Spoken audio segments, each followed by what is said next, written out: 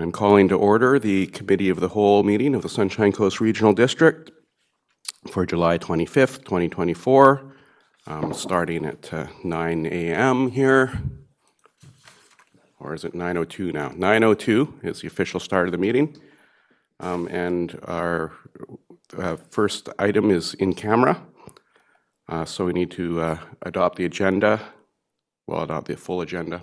Moved by Director McMahon, seconded by Director Toth. All those in favor? The motion carries. And I need to leave my computer audio. There we go. And we are meeting on the traditional territory, or the territories. We are we don't have the land acknowledgement in front of us anymore, but the SCRD is located on the territories of the Shishel and Squamish nations. And first we need to go to in camera. So that's move based on the community charter sections that are listed on the agenda. That's a motion by Director Bax, seconded by Director Lee. All those in favor? Thank you. And is anybody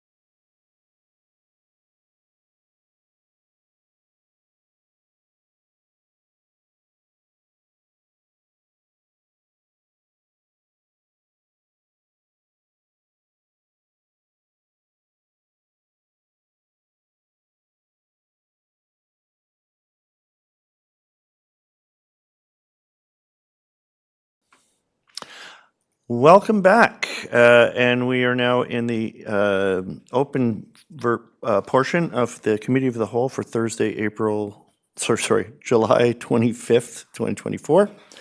And our next order of business, we have no presentations or delegations, is I would like to make a motion to accept all reports. Very good. All in favor? Very good. All reports are set. And the first report we have up is the Corporate Administrative Services Semi-Annual Report. I'm looking to staff to introduce this. If there's an introduction. Yeah. We'll just take questions if there are any. Thank you, Chair. I'm looking, Director McMahon, you have a question. Yes, I'm always interested, page 16, in the percent and value of outstanding utility accounts. It looks somewhat high, although that was June the 17th. So I assume that payments are still coming in. Is there any reason to believe that we're seeing an uptick in outstanding accounts? Hard to know because the reminders would have gone out soon after that. So we'll see in the subsequent if there's any trend changes. Thank you.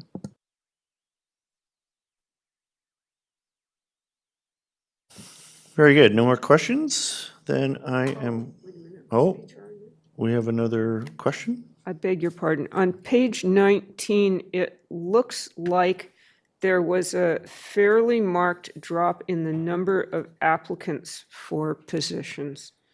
And I was just wondering whether that was a trend, because we started getting a lot of applications for positions a few years ago.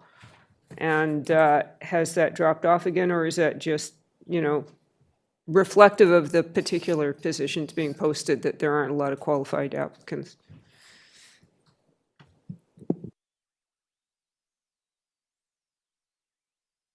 Would staff like to speculate on that?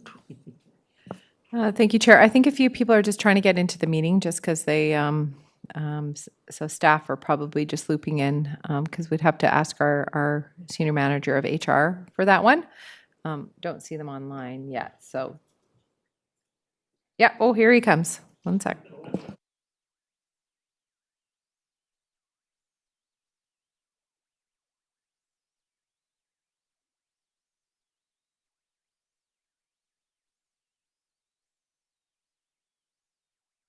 I could repeat the question. It was, you heard it? Brilliant.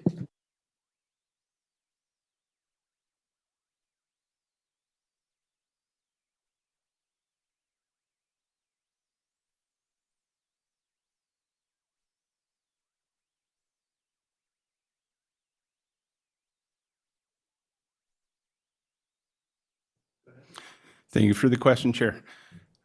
We have seen a drop in the number of applicants recently, and we're starting to see this across the board.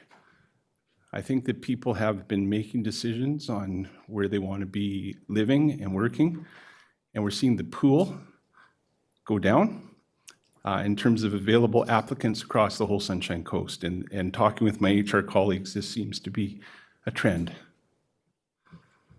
Thank you.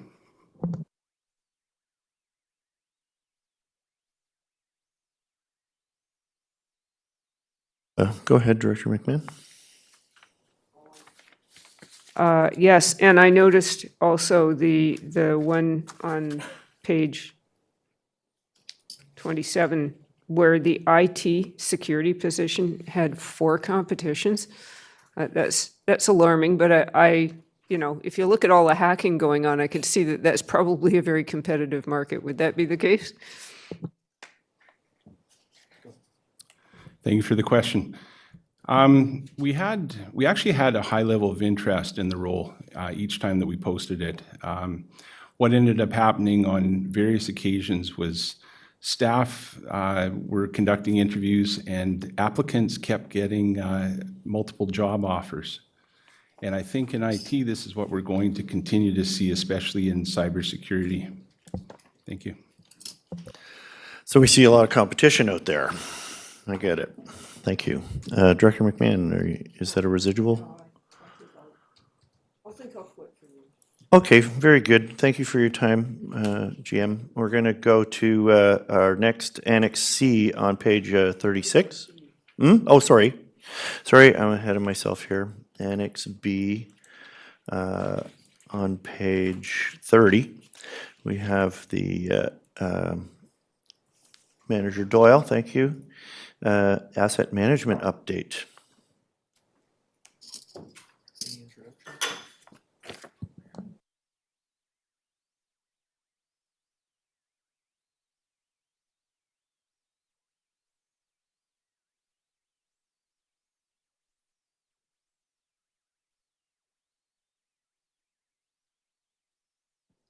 Thank you through the chair. The purpose of the report in front of you today is to introduce a new reporting tool for asset management at the SCRD, and to, through that tool, provide a 5-year update on the progress of asset management. If there's any questions, staff are happy to answer them. Thank you. Can you explain how these these gauges that you've got? Take your time. Sorry. I went down the wrong hole, I imagine. Okay. You're using these gauges that are similar to like a speedometer type of gauge. Can you explain how we can read these? There's one on page 31. Thank you for the question. So these were developed internally, and the purpose is to, like a speedometer, show the progress or the current status of the specific level of asset management practice in each area. Like a speedometer, it's not perhaps ideal to go all the way, like the target speed in a speedometer isn't the maximum speed. So this is assessing from completely zero sort of organized asset management practice to expert asset management practice in that specific area. And I think, one of the things that we're working on is developing what our target is, what our desired state is, because it isn't 100%. There's a certain diminishing return on investment at a point, but that will be developed with other staff in the departments and through corporately to come up with an accurate target. For now, the tool provides a snapshot of where we're at. Does that? Thank you. I've got a question from Director McMahon. Yes, I really enjoyed this report. This was very helpful. I loved the little speedometers. Very nice. The one on the bottom of page 32 vindicated my feelings about making decisions here at the board. So that was nice to see. I can see why you might not want to do it for a public report, but have you done a breakdown of asset management by department or division? Thank you for the question through the chair. Absolutely. The visual representation here is an aggregate of all 40 services that we've evaluated. A lot of the asset management initiatives have been kind of universal, but we have 40 individual services that have their own evaluation, and it can be broken down into each component. And for each of these categories, there are several components inside of them, and so staff have gone through with us. We reviewed them, and it provides a line of sight to where we want to get them to. Thank you. I'm going to look to Director Lee. Thank you, Chair. I must admit being a little confused. It seems like this is a tool to say how successful we are doing asset management, as opposed to assist us in doing asset management of individual services. Or do you have to do both to make the tool work? That was my question.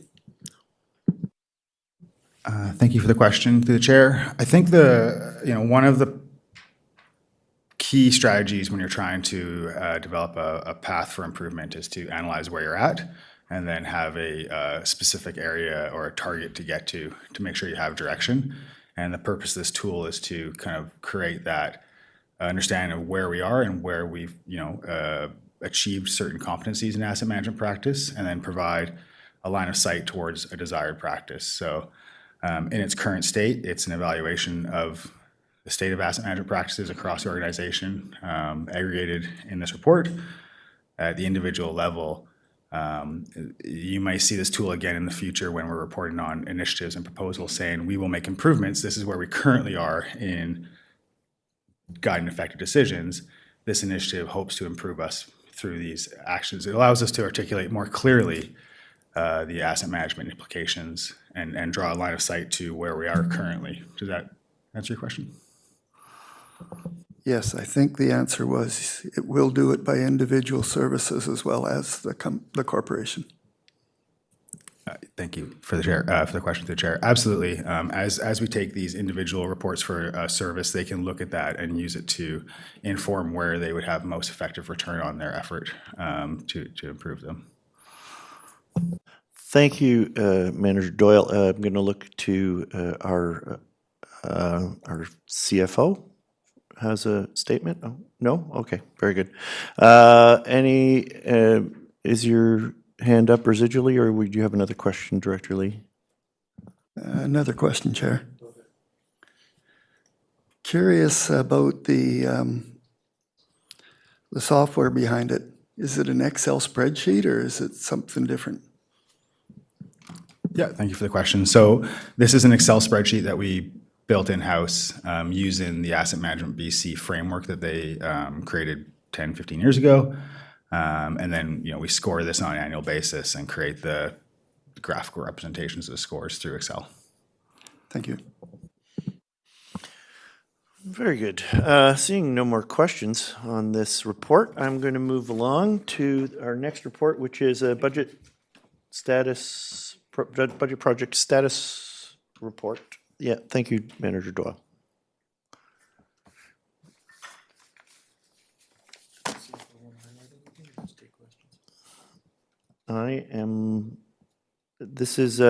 Author is Tina Perot, Acting Chief Administrative Officer, Chief Financial Officer. Thank you. Yes, thank you, Chair. The department heads are here to answer any questions you might have on specific items. Thank you. I'll give people a moment to see if they come up with a question. There we go. Treasurer Gavias, go ahead. Thank you, Chair. And I have some questions, but I think I'll keep them for the quarterly reports.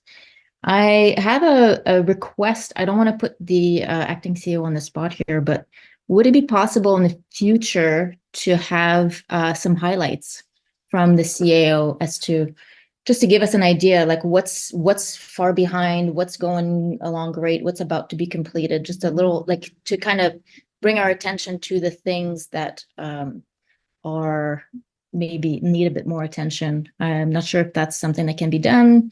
Just a request, see if that could be done in the future. Thank you for the question. Is there any tweaking that can happen to, maybe the director has some suggestions? Well, yeah, well, just like I said, like just to because seeing the list, it's great for us to look at the projects that we're keeping an eye on.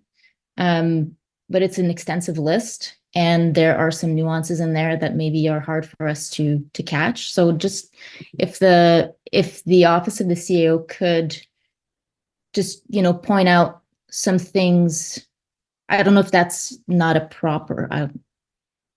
It would help me, but I'm not sure if that's something that can be done. If I may help, I think what the director is looking for is kind of an abridged list of our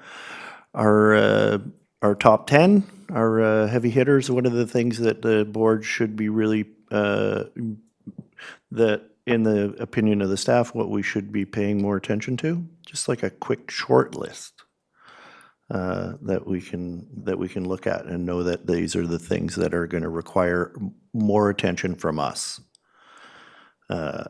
Anyway, that's a suggestion. I'm going to go to Director Stanford for next question. Oh, unless the CFO has a response to that. Thank you, Chair. As far as we can most certainly take that back. It may not be appropriate in alignment with this one. There might be some different avenues that we can provide that type of information, whether or not it's the CAO update that's provided to the board on a regular basis.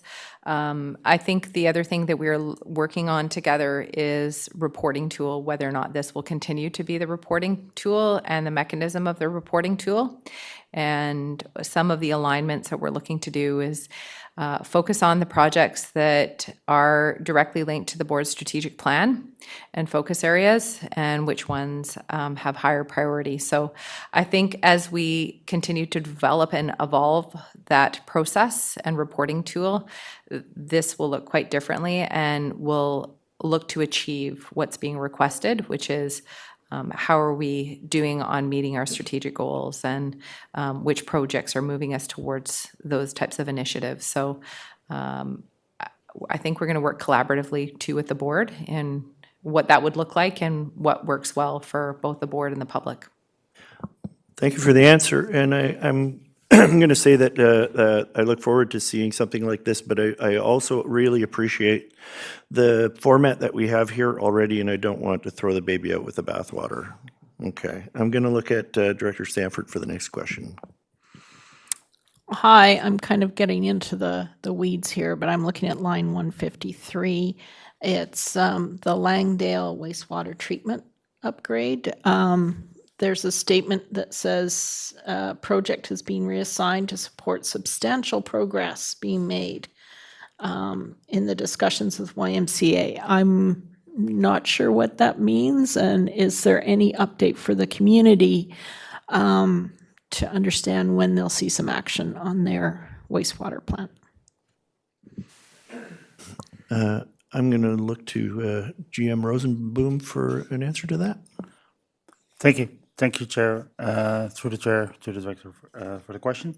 Reassignment of project management hopefully would allow us to prioritize this project more over other priorities we're working on. So with the intent that we soon would be, or sooner, we'll be able to provide an update to the community on the status of the negotiations. So to date, no update to be provided. All right, thank you. I'm going to go to Director Lee. Thank you, Chair. There is several projects underway that are well behind what I was expecting, but I think that I might have got my answer from Acting CAO Perot in that we are doing a prioritization, and there will be a specific report on the strategic ones. And will it be before the next time we look at these?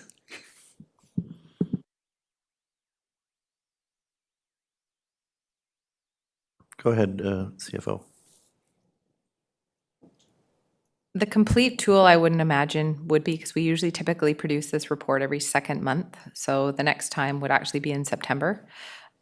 So the board and staff, because of the break in August, will be working on that particular discussion. So I wouldn't imagine it would be in effect probably towards the end of the year or even early 2025. Depending how long or how quickly, because things are actually going very well and far as our side goes. So we'll hope to make some improvements as we go along. Thank you for the answer. Anything else, Director Lee? No, I think that's quite hopeful. I didn't bother mentioning the projects that are my pet projects because I think we as a board need to decide which are our pet projects and go from there. So thank you. Director Gabias, coming in from Half Moon Bay. Not quite, but yes. Thank you, Chair. I just noticed on the big spreadsheet that there's seems to be quite a lot of Q4 2024 completion dates for the wastewater plant projects, and I'm wondering if there's going to be a big push in the fall, or is staff feeling like they can they've got what they need right now to tackle all these projects?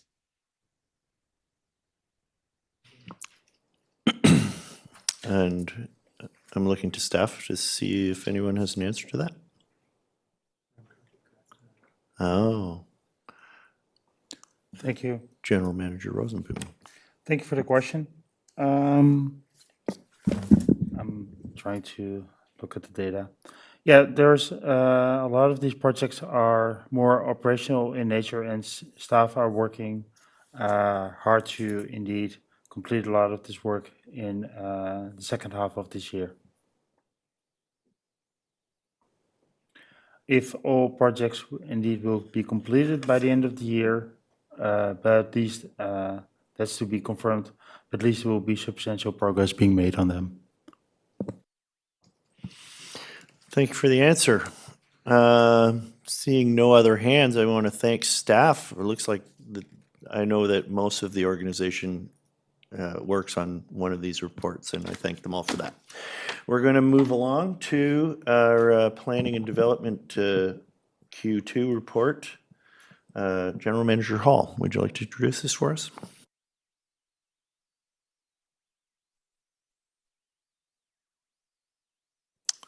Thank you, Chair.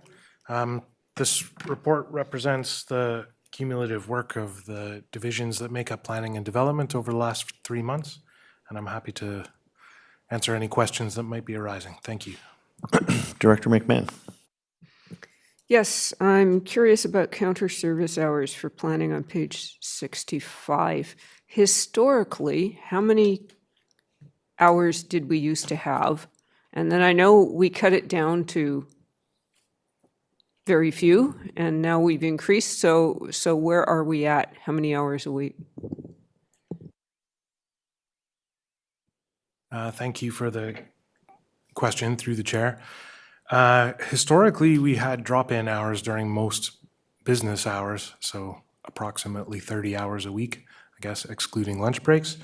At present, we're offering 3 half-days of drop-in time. We also have other times that are by appointment, and we're also doing online appointments and also handling tickets through a ticket response system. So our service offering has evolved, but we are planning towards the addition of more drop-in counter hours. Thanks. Thank you. I have a question if General Manager Hall can answer. Do you know how many of our firefighters or volunteer firefighters are currently on deployment?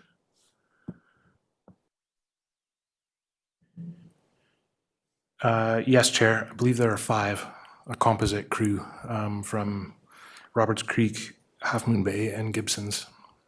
Thank you. I'm going to go to Director Stanford for the next question. Thank you, Chair. I noticed on page 77 of the package, there's a comment about working with Coastal Douglas for a conservation partnership on mapping and carving with the potential of the Hillside Demonstration Forest. Where can I find more information about the Hillside Demonstration Forest and its connection to CDFCP? Thank you for the question through the chair. So staff have received a draft report and are in the process of reviewing it. And as soon as it's through that review, be happy to share it more widely. I believe the draft may also be posted on their website. I can confirm that. And there's additional information about the demonstration forests located in the Hillside official community plan. Thanks. Excuse me, thank you. Director McMahon has a question. Yes, the fire departments all have a note that there are compensation reviews taking place, or a compensation review. Is each fire department doing a separate review, or is this a joint and overarching review? Thank you for the question through the chair.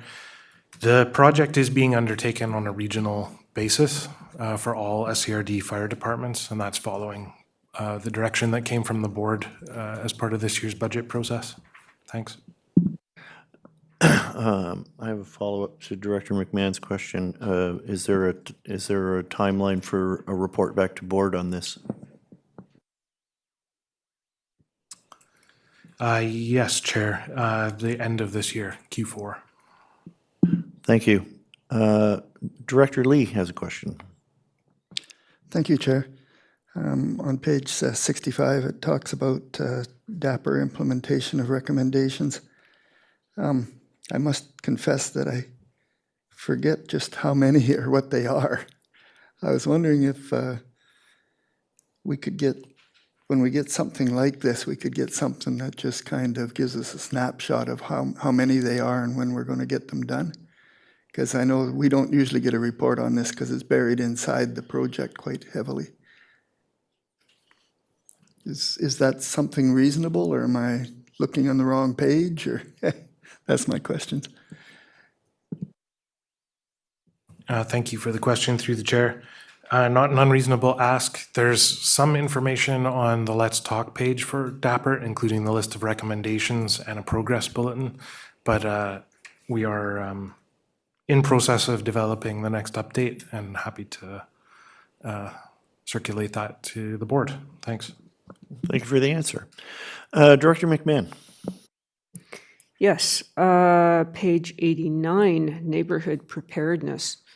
Listening to Seashell Council's meeting the other day, some of the councillors were talking about the neighborhood preparedness project going underway in Seashell. Are we doing the same program?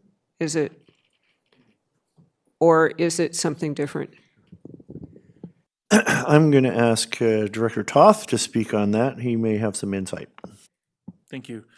Just before you go to staff, Chair, I just wanted to mention with the work that's being done by our community associations, that is really and truly a grassroots movement.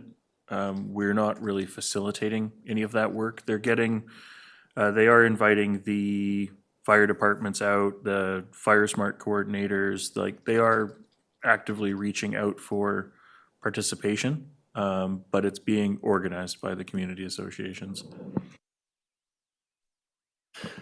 Thank you. GM Hall, do you have any insight? Thank you, Chair. Only to add to the director's comment to say that our emergency program coordinator and our Fire Smart team have been providing information into that process, and of course are always grateful for partnerships with community organizations. Thank you. So my question is that there is currently a grant application available for this neighborhood preparedness support, and has anyone applied for it? Thank you, Chair. The slight correction on your statement would be there will be a grant program created that would enable that. We are just in the final stage of recruitment of an emergency program technician, and with that board-approved capacity lift, we'll be in a good position to launch the initiatives that were included in this year's package of board-supported projects, including that one. Thank you. Thank you for the answer. Director Lee. Thank you, Chair. I'd just like to say how much I appreciate the one-liner that's underneath the charts, such as I'm looking at page 67, and it summarizes what I like to see, and it says there are 48 development applications received in Q2 24 and 63 in Q2 23. That really helps me understand the charts, and it was very much appreciated, and I love to see it. So thank you. Very good. Again, thank you for the report, and we are seeing no other questions. We're going to move on to, I believe it's Annex E, maybe CDE, yes. Annex E, let me get myself here. And I believe GM Gagnon is she on? There she is. Oh, very good. Thank you, GM Gagnon. Would you like to introduce this at all? Thank you, Chair. Similar to planning and development, this is representative of our Q2 efforts toward our service plans, and I'm happy to answer any questions that the board might have. Thank you. I'm going to go to Director McMahon. Yes, I just wanted to say on page 113, I was very excited to see that the removal of the damaged fencing along Highway 101 is going to be completed by early Q3. Well, end of Q3, something like that. I haven't actually gone and looked. Is it gone? I don't know if the general manager knows if the fence is gone. I noticed last time I went into Gibson's that it was still there.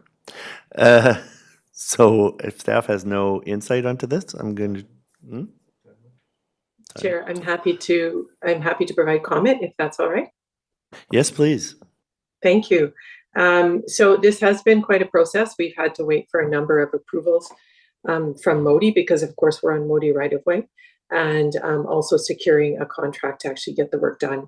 So it is my understanding that the contract is in place, and now we're just waiting for the availability of the contractor to actually do the work. I'm not on coast right now, but every time I drive by, I take a look. And when I left the coast, it was still up, but I am hopeful that by the end of, I've been told within the next couple of weeks, but I'm going to just hedge my bet and say by the end of Q3, I'm hopeful. Thank you. Thank you for your answer, General Manager. We're going to go to our representative for Half Moon Bay, who is out of the province, I believe. Director Gavias. Thank you, Chair. Thank you to all the GMs for these very thorough reports.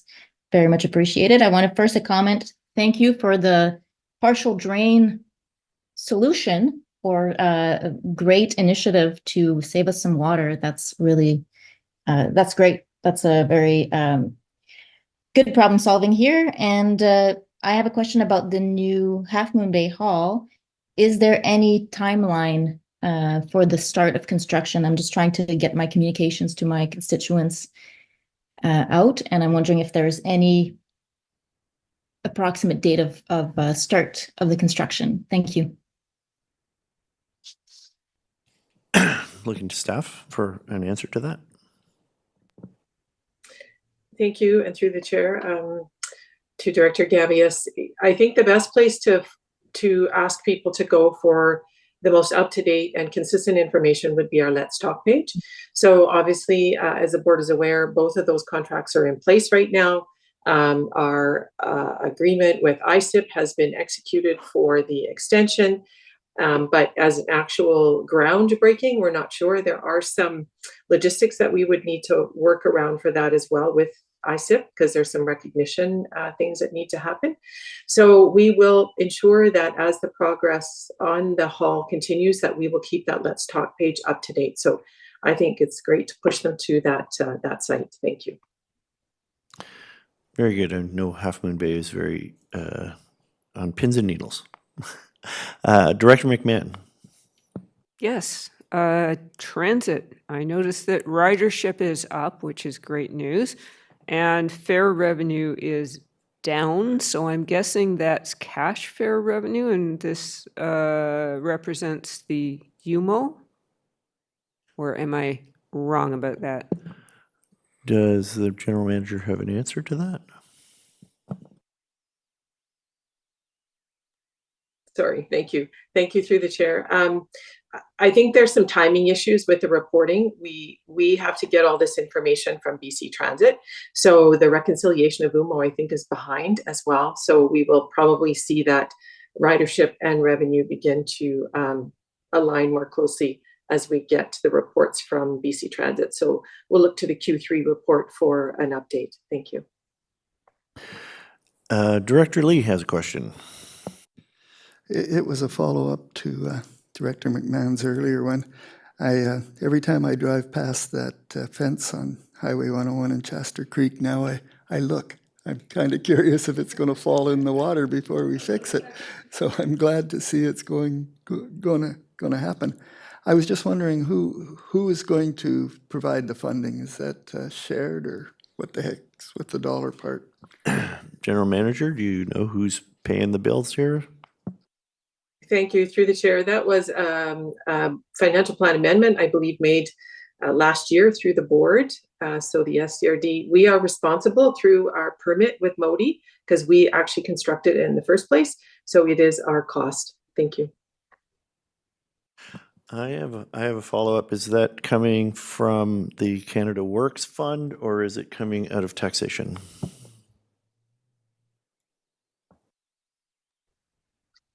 Chair, I actually don't have the answer to that right in front of me. Perhaps I don't know if the BPSR actually indicates the source of funding, but if it doesn't, we can get back with an answer at a later date. Thank you. Thank you, Mayor. Thank you for your response. Director Gabias, you have another question? Yes, thank you, Chair. My other pins and needles topic in Half Moon Bay, the Cooper's Green Park Enhancement Project. Could the GM confirm that the contract has been awarded? And if so, are we going to see a report on that in the fall? Go ahead. Thank you, Chair. So we are working through the procurement process. I believe we are just in the final stages of signing the contract for the design. That report, because it'll be under your threshold, it won't come back until the report on the contracts under between 50 and 100,000 reported. But we will, we'll be working with our consultants. We'll have a Let's Talk page on it. And obviously one of the first things will be the engagement piece of that. So once we have all those pieces in place with the consultant, we'll be communicating through our Let's Talk. Thank you. Thank you for your answer. Looking to see if there's any other questions, and I don't see anybody putting their hands up. So I'm going to move along to Annex F, our Fare Free Transit for Youth report. And if Manager Kidwa has an introduction to this, thank you.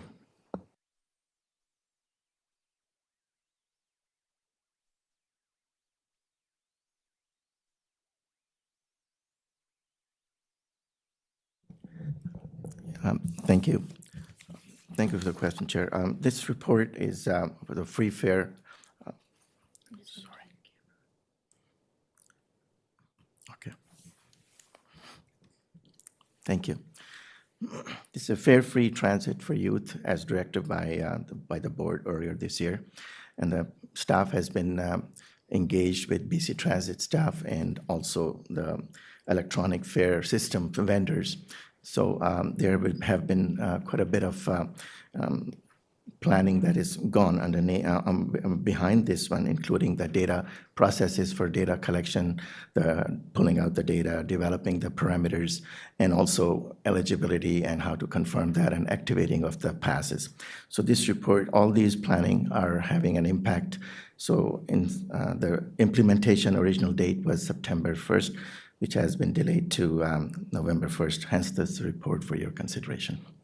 So if you have any questions. Thank you. And I do have a question. It seems like I understand that there's going to be a delay, and it's mostly because we're going to be aligning with the student cards in order to implement this this function, this free fare.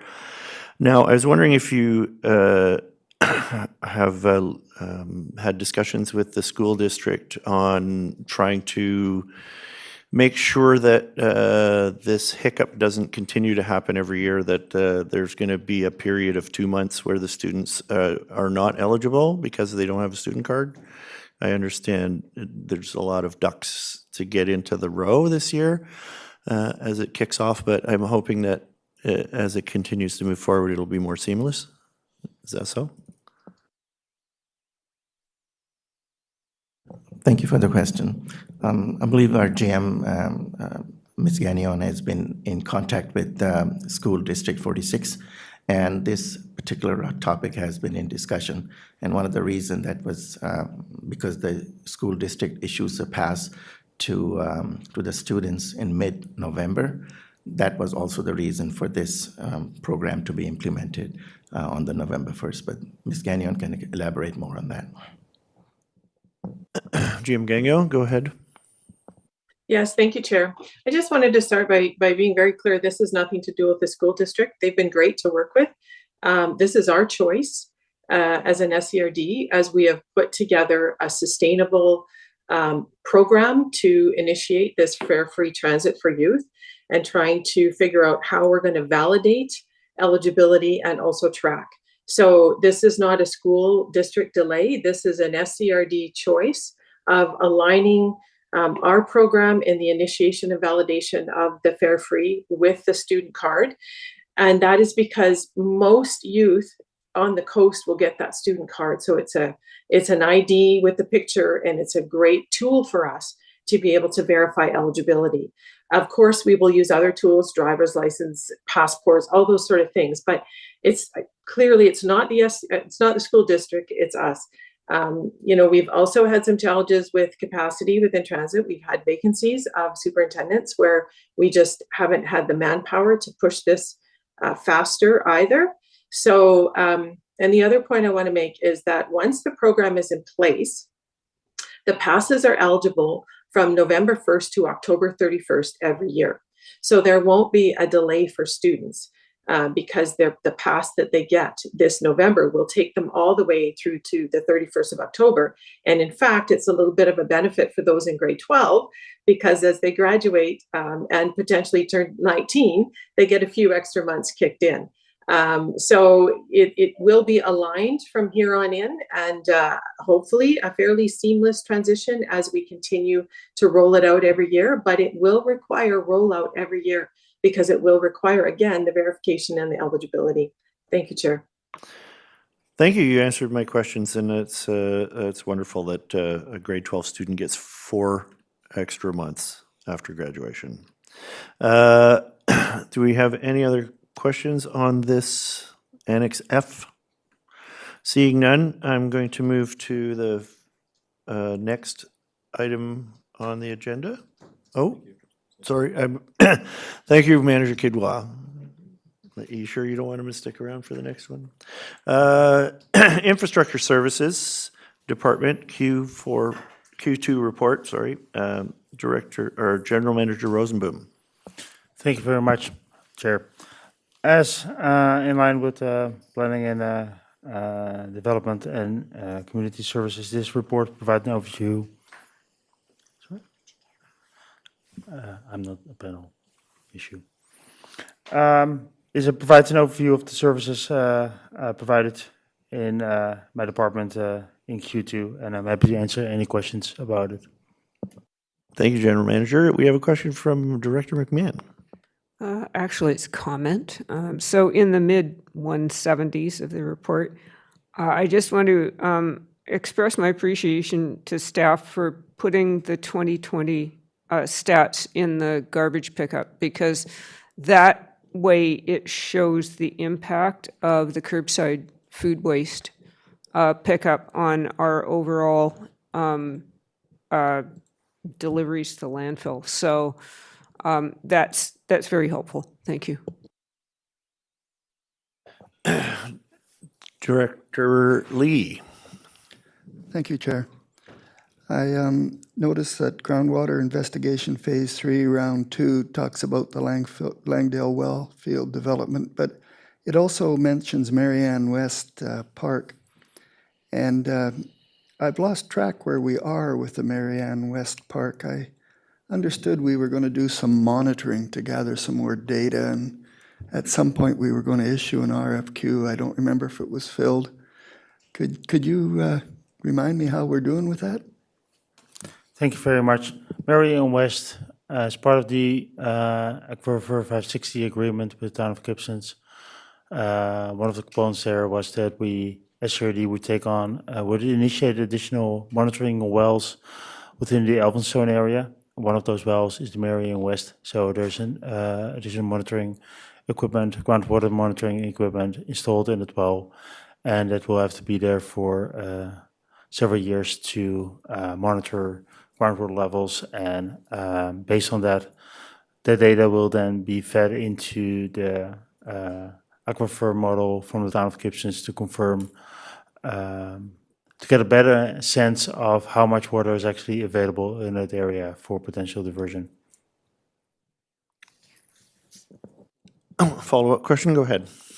So from that, I take it the monitoring is ongoing, but we're not thinking of, we're going to get much out of it until like something like 2026 or so then, eh? Would that be kind of a ballpark thought?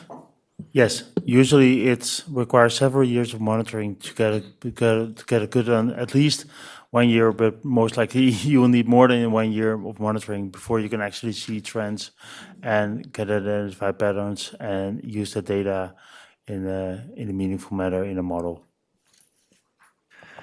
Thank you for your answer. Director Gabias, you have a question. Thank you, Chair, and through you, would it be possible for staff to give a little bit more information on the status of the contact pond relocation project? Seems like there's a bit of a delay, which happens, of course, but will that impact when the landfill will be full? Are we going to be on track for that? Thank you. Looking to staff for status on this infrastructure. Thank you. Thank you very much for the questions, through the Chair. The contact water pond relocation is delayed slightly, only several months, but we're on track. We're awaiting our final permit from the province. We already received the draft. We provided our feedback, and we're now awaiting the final documents to be received. Subsequently, we can finalize the procurement of contractor and then start commissioning. Start the construction. So I still am hopeful that we can start the construction in late summer, early fall. Thank you. Thank you. An important part of our solid waste, which is part of our strategic plan. Director Lee, you have another question? I did leave my hand up, but I did have one more question. Transferring Pender Harbor Landing wastewater treatment plant, do we have a deadline or an estimated time when that might actually occur? Is there kind of a plan in place for that? General Manager. Through the Chair, thank you for the question. We're currently confirming there's still a variety of steps to be required. One of them, there's some technical work to be required. There's some agreements to be required before we actually can initiate a transfer. And one of the next steps is for us to actually prepare a budget proposal for the board to consider the establishment of a feasibility study, which then will kick off actual transfer process for us to establish a new water service area for that subdivision, and for us to then take over the outfall, etc., etc. So we recently met with the original developer, and we explained that the entire process could be completed as the earliest we can get this completed, just because of the amount of work that's still required, is towards the end of next year. Director Lee, that answers your question? I think the answer was sometime next year? Yeah, that's right. I'm going to move along then to Director Gabias. Thank you, Chair. I saw that there's some letters going out to high water users, and I'm wondering if we could get an idea of what the letter's content is, and whether it shows how much these high water users would be paying on a volumetric system. Go ahead. Thank you. Thank you for the questions, through the Chair. This report presents an overview of the activities that were conducted in Q2. As presented earlier in one of the water supply updates presentations, high water users received a letter this year in April. indicating that they were a high water user, and we asked them to be mindful of their water use and connect with us to discuss any options to reduce their consumptions. So those letters went out this April, and as there are no rates established yet, volumetric rates, there is no information, of course, included on what the cost could be for them if they would be on such a rate, because we don't have it established. Thank you for keeping an eye on these things. I think, Director Gabias, is your hand still up, or do you have another question? Yeah. Just a follow-up. What would you say, well, rough percentage of people who get back to you on those letters? Are people taking up your offer of help? Like the high water users? Are they contacting infrastructure department for some tips and tricks? And If the Yes, manager- thank you. yeah. There are definitely numerous responses. I can't exactly provide a percentage here, but there's definitely a wide variety of responses, and in some cases, it actually helped to clarify the use on certain properties as well for our building purposes. Thank you. Thank you. It'd be interesting to hear some of the anecdotal evidence that we're getting out of this. But I'm going to move on to Director Lee. Thank you, Chair.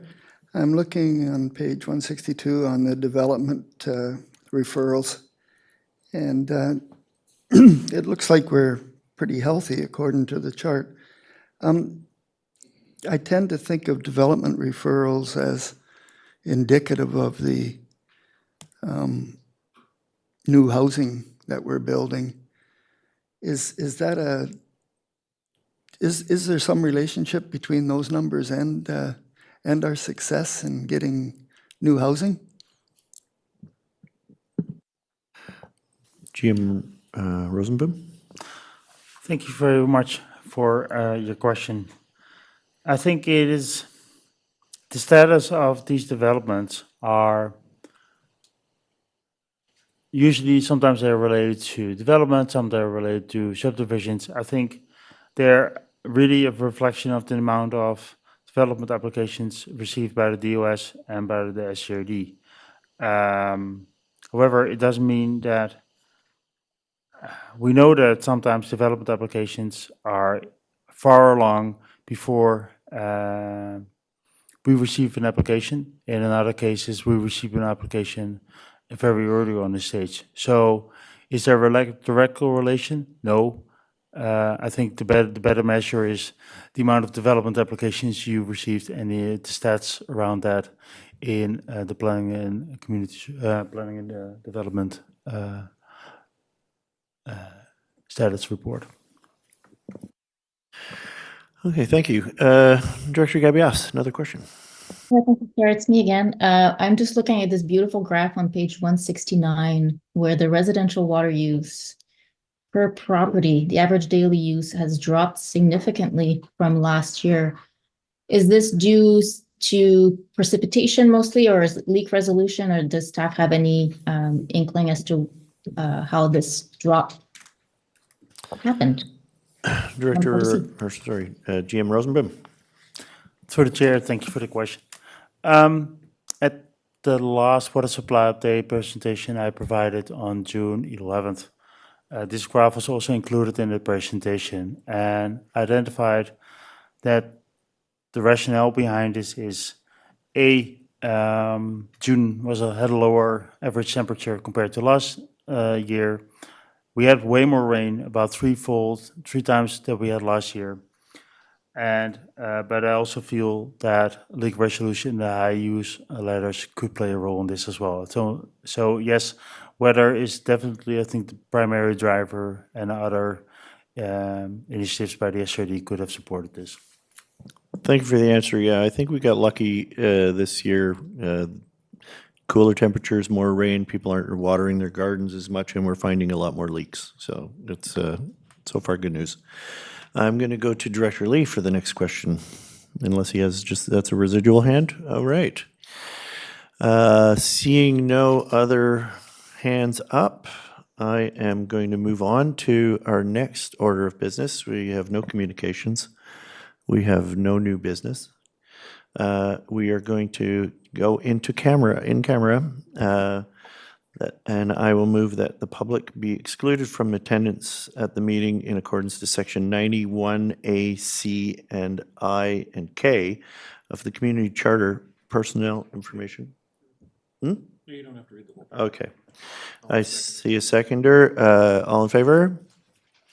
Very good. I'm going to call for a 5-minute. Oh, sorry. We have someone in our attendee? I'm going to ask that our attendee, Connie, please leave the meeting. Or if you have, sorry, if you have any questions, Connie, you can go ahead. Oh, she's gone. Well, she didn't have any questions. Sorry. And to let you know all ahead of time, I am secure in my car with